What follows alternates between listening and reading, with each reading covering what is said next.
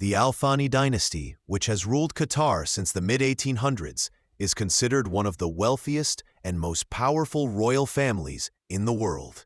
But the real explosion of wealth didn't start until the mid-20th century. In 1940, Qatar struck oil with the discovery of the massive Dukhan field. And then in 1971, they hit the jackpot again with the North Field, one of the largest natural gas reserves on the planet. That's when the money really started pouring in, and Qatar began making major investments abroad. These oil and gas profits flow all over the world through the country's sovereign wealth fund, the Qatar Investment Authority, which in reality is pretty much controlled by the Al Thani family themselves. The ruling family's combined wealth is estimated at over $335 billion, and the QIA's assets are somewhere between $450 and $500 billion. As for Emir Tamim bin Hamad Al Thani, he's a powerhouse in his own right, with a personal net worth of at least $2 billion, even by conservative estimates. He became Qatar's ruler on June 25, 2013, after his father voluntarily stepped down. A pretty historic move, considering that kind of peaceful handover of power is super rare among Gulf monarchies. Tamim studied in the UK, where he got a law degree, then went on to graduate from the Royal Military Academy, Sandhurst. After returning home, he served in Qatar's army and started helping his father run the country. He heads the Qatar Olympic Committee and is a member of the International Olympic Committee. Thanks to his efforts, Qatar became the host of the 2022 FIFA World Cup. Tamim is actually the youngest ruler among the Arab states of the Gulf. But let's be honest, what really grabs the world's attention is his personal life. Under Islamic law, he's allowed to have up to 4 wives, and he already has 3. Of course, only one of them serves as the First Lady, and that's his second cousin, Jawahir bint Hamad bin Suhaim Al Thani. They got married in 2005, back when Tamim was still the crown prince. The couple has 4 children together, 2 sons and 2 daughters. It's important to understand this. The Al Thani dynasty isn't just one family. It's a large clan made up of several branches, each tracing back to one of the sons of Qatar's founder, Sheikh Jassim bin Mohammed Al Thani, taking us all the way back to the late 1800s. Sheikha Jawahir comes from one of the most powerful lines, the Suhaim branch, named after Sheikh Suhaim bin Hamad Al Thani, her grandfather. Her father, Sheikh Hamad bin Suhaim Al Thani, held some of the top government positions for many years. He was Qatar's foreign minister, a personal representative of the former emir Hamad bin Khalifa, and also served on the Council of Ministers. The marriage between Jawahir and Tamim wasn't just about family ties. It was a political and dynastic move that brought together 2 of the most influential branches of the Al Thani clan. But if you ask who the most influential woman in Qatar is, the answer's pretty clear. It's Shika Moza bint Nasser al-Nisned. Why? Because she's the one setting the tone in so many key areas, from education to international diplomacy. Moza isn't just the mother of the emir. She's a true political and social leader, driving reforms and leading major charity and cultural projects.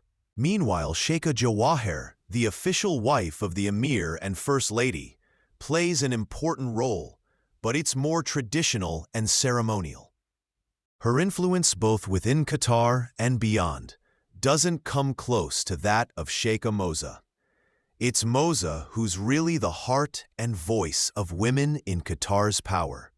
His second wife is Alanud bint Mana al-Hajri, the daughter of Qatar's former ambassador to Jordan. They got married in 2009 and have 5 kids, 3 daughters and 2 sons. As we mentioned earlier, Traditionally, it's the family that plays a role in choosing wives for heirs. But in this case, the decision was made by Tamim himself. While his first marriage was arranged by the family, the second one was more about personal attraction.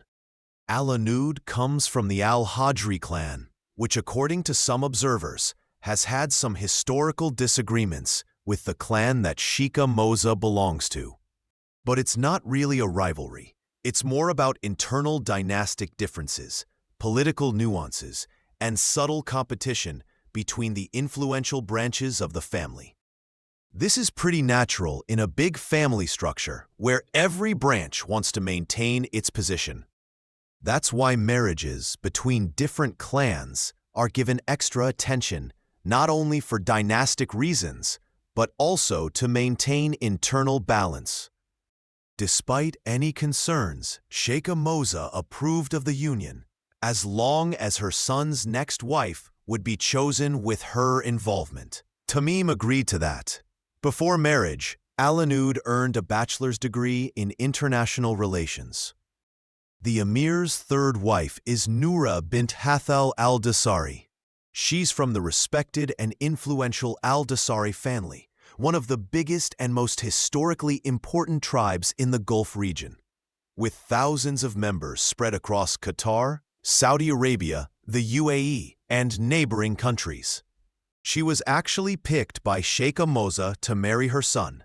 Nura had been working as a TV journalist and really didn't want to give up her career for marriage, but she had to go along with her family's decision. Word is, she earned a lot of respect and even got the unofficial title of favorite daughter-in-law, though that's never been officially confirmed.